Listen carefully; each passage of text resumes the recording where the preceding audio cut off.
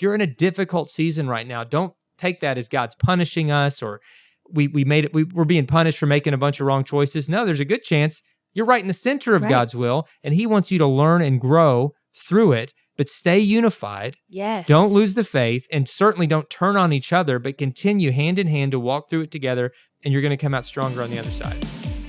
Well, hello and welcome back to the Naked Marriage Podcast. We are Dave and Ashley Willis, and on this podcast, we address the truth about sex, intimacy, and lifelong love. And if you've been following along these last couple of weeks, we are still in our Summer Quickies series, and we do shorter episodes so that you can spend more time with your family and have fun because summer is supposed to be fun. And today, we're going to talk about how to make big decisions. Big decisions. Here's a big decision right here.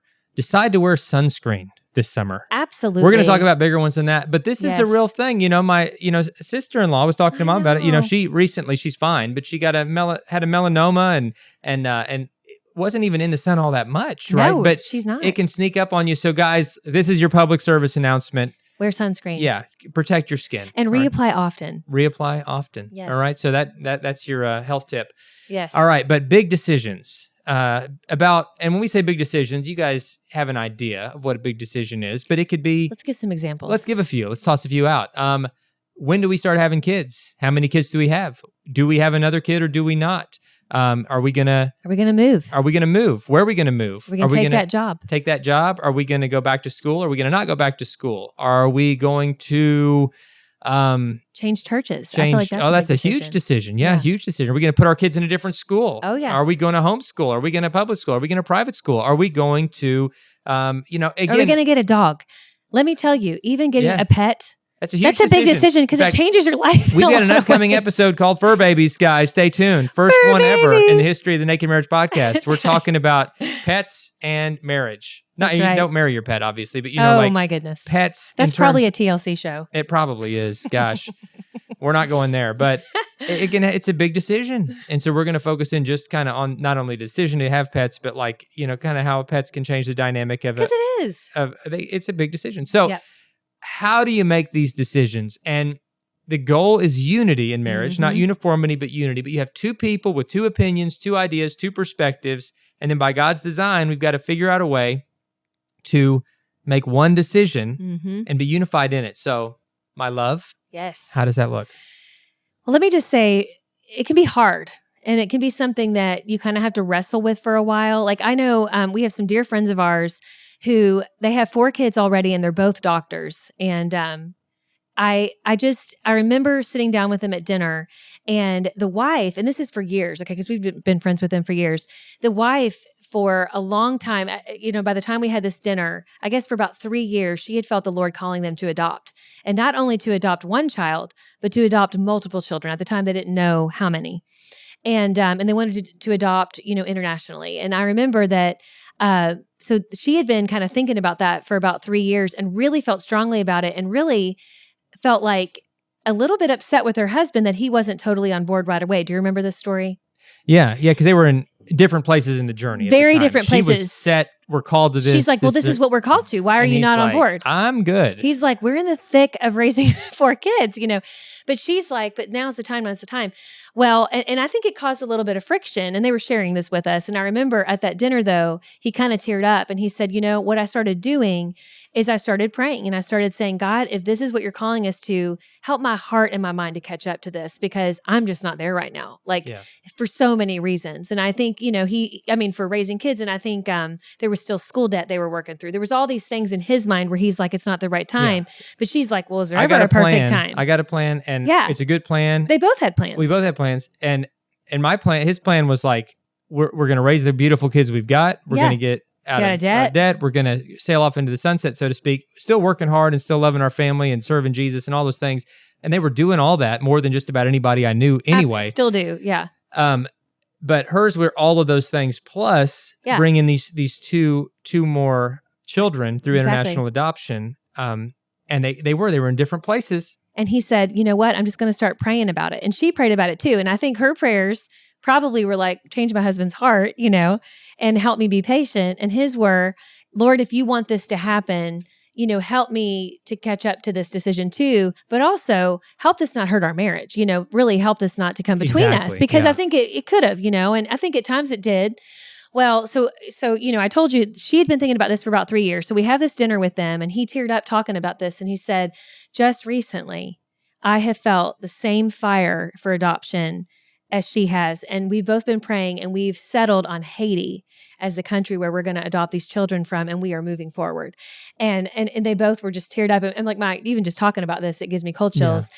But it's been probably another 5 years since we had that dinner with them, and they just now met their kids. Yeah, they still haven't brought them home, but they've been matched. They've had some Zoom calls with them. And within this next year, they should be bringing home their kids. And but it took time. I mean, that's a huge decision. And during that time, God was doing a work in both them and also doing a work to bring them closer together. And it was a time when, as a family, their faith increased as they're praying for these kids, and they invite their children to start praying for these siblings that are going to be coming. And they, as a couple, they're growing, and it's a time of such wonderful growth. Mm-hmm. And but it was a process. It was a process, and they didn't get there at the same time, and that's okay. You and your spouse are often going to get to the same conclusion, but at a different pace. Mm-hmm. And so love is patient, the Bible says, 1 Corinthians chapter 13. Love is patient, love is kind. And so during big decisions, keep those two things in mind. If love is patient and kind, I want to be patient and I want to be kind. Love does not demand its own way, the Bible says. Really, that whole love chapter, think about it in terms of big decisions. I'm not going to demand my own way, but instead I'm going to be patient and kind. I'm going to keep no record of wrongs. I'm going to do all those things that love does because I love you. I love our marriage. And if you'll do those things, guys, it'll make such a big difference. I think backing up a second and just talking about how not to make big decisions. My own parents have shared this with me. Yes. Mom and Dad have a wonderful marriage. They've come through so much. How many years, sweetie? Tell them how many years. Let me see. So this November will be 45. Isn't that amazing? 45. So I was born like almost exactly a year later. Yeah. So they got started quick. They did. The big decisions. Dad had this kind of old school mentality that the man makes the decisions, really, the big decisions, and the woman just goes with it. Yeah, and she just has to go along with it. Yeah. And that's what he knew. Like, I don't think that he intended to be sexist or disrespectful. No. I think we know what we know, and that's kind of what he'd seen and how he thought it was supposed to look. And at the time, as a young man, he's like, well, this is how you do it.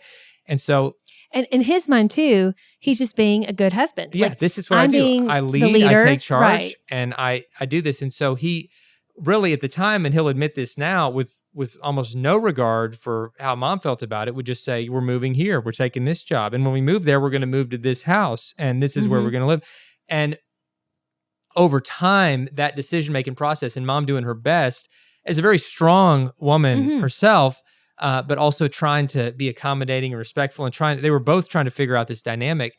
She was being wounded with each one of these decisions. Because there were several moves. Big decisions that she was completely, for the most part, from the stories I've heard later, kind of left out of those decisions. And so their marriage came to this critical point where they're in this very stressful season that Mom didn't want to be there to start with, and now the situation's really stressful, and I think there was a lot of tension. And then we were young, little boys were young at the time. It was just a stressful season of marriage, and they had to kind of take a step back. And I think Dad had to really rethink the way that he had forced his agenda all along, thinking he was just being a good leader, but really missing out that the way Christ calls us to lead is to serve and to lay down our own life for the sake of the other, and to give our lives, love our wives the way he loved his church, which is a very selfless kind of love. And he took a step back from the way that he had done it, and their marriage really it changed. Yeah. They were already strong, and in other ways they were really, really healthy, and all the way through they gave us a great example. Nobody's perfect, but they gave us a great example. Mom and Dad, if you're listening, I love you. I want to be like you when I grow up still. But that was something they had to come through. Yeah. And then from then on out, they really started making decisions as a team. And Dad realized, like, I've been missing out on the wisest person that I know, my wife, and I've been completely taken her wisdom out of the factor of these decisions, and I need to lean heavily into that. And then together as a team, they really started making those decisions, and a lot started happening positively in terms of their business. That eventually, left his long-term job and broke out and started his own consulting company. And mom was a huge part of that whole decision and a part of even helping run that company. She still till today. Still to does this day, yeah. as he's moving into retirement, but she has been a huge part of it from the beginning. And they've just done everything really as a team, and it's been beautiful to see. It has been. And I remember when they, were talking about this story, they've told the story several times over. I remember at that critical point, they had moved a lot kind of up until you were about 9 years old and you have two younger brothers. And they both decided, as a couple, like we need to find a way to make this work, because this moving is really taking a toll on our marriage and on our boys. And I remember they were like, we've got to figure out a way. We got to get in a church home. We got to make friends, with our neighbors and our community, and make a go of this. And I'm telling you, it was not easy, because that's the thing about this is even when we come to a big decision, it doesn't mean, even if we are unified, it doesn't mean it's going to be easy. I mean, how many times has this happened for us? Like we're like, the right decision isn't always the easy, but sometimes God's going to intentionally lead you to the most difficult we've choice. Experienced that. Yeah, where you're right in the center of God's will, and it's difficult. I think about Joseph and Mary, Jesus's earthly parents that God chose to bring Jesus into the world. Yeah. They were in the center of God's will, and yet everything was hard. Everything. Every part of their journey. They were refugees in Egypt. They were running for their lives from a tyrant king. They were poor. They were ostracized from their families because she was pregnant out of wedlock with God's son, which of course they didn't believe or even know that at the time. And Mary and Joseph knew, but her family and his family didn't know. And except for Elizabeth. They gave birth in a stable. There was no epidural. There was no clean hospital room. Their family didn't come to visit. They had these homeless shepherds there instead. And, we kind of romanticize these moments, and they're beautiful moments, yes, but none of this is what they had planned. Right. And all of it was difficult, and yet it was beautiful, and they were in the middle of God's will. And if you're in a difficult season right now, don't take that as God's punishing us or we're being punished for making a bunch of wrong choices. No, there's a good chance you're right in the center of God's will, and he wants you to learn and grow through it. But stay unified. Yes. Don't lose the faith, and certainly don't turn on each other, but continue hand in hand to walk through it together, and you're going to come out stronger on the other side. And I've seen that with your parents. They've since stayed in that area and love it. Like the very place where it felt like, why are we here? This is the wrong decision, has become their favorite place on earth. The home that they never want to leave. Exactly. And it's just neat how God brings things full circle. It and really is. We've already in our shorter lives seen those full circle moments, and really don't have time to dive into all of them, but Lord, we're thankful. And we're thankful that your plans are much better than our plans ever could be.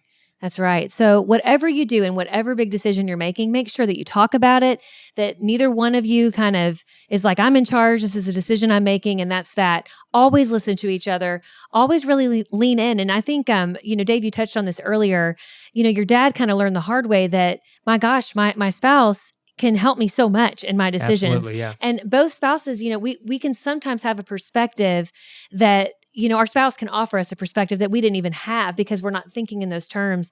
And so we really do need to lean into each other and respect each other's wishes and not be a bully and not just drag our spouse somewhere with whatever decision we're making, and really take into account the weight of it. I know Dave mentioned going back to school. I've gone back to school recently. I'm almost halfway through my graduate program in biblical counseling. And I remember before I went to this program, Dave and I really talked about it. I mean, I've wanted to do this a long time, and I actually had an opportunity to do it several years ago. But after talking about it and praying about it, we both felt like it wasn't time. And then here recently, in the past, year or so, we felt like, okay, this is the right time, the right school. Even though it's not been easy at all, like it's been really hard, but it's been a good thing. It's been good. It's been good. And the moves we've made, we've moved a lot in 20 plus years. And I think, thankfully we're finally, at the spot where I hope, settled. I hope, Lord willing, we can just stay, for forever. But every one of those moves was a really big decision. And even the difficult ones, I believe God was in all of them. But, we really had to pray. We had to lean into each other. Yeah. And search for unity, guys. Don't take shortcuts. Don't just force your way. Don't try to manipulate or coerce your spouse, but really be patient with each other. Keep praying through it. Keep talking about it, and pray that God would lead you both to the same place, and that he would do it by giving you peace. Yes. Giving peace is usually how God speaks to us. Colossians 3:15, let the peace that comes from Christ rule in your hearts. And really that word rule in the Greek could be the same as call the shots. Let God's peace be what calls the shots. So when you're not sure what way to go, pray for God's peace to guide you there. And sometimes it won't fit on the pros and cons sheet that you made and all of that, because we don't know the future. God knows the future. But if you'll keep trusting in the peace that he brings, he'll lead you down the right path. That's right. Guys, thanks so much for checking out this podcast. Do us a favor and leave a review if you haven't already. It helps other people discover it. Post this online or text it to somebody, especially if they're going through a big decision. Just say, listen, I know you got a big decision coming up. I think this episode could really help you, encourage you. I'm praying for you to make this decision. That thoughtful text could mean the world to somebody. It could. God bless, guys. We'll see you next time. Bye, guys.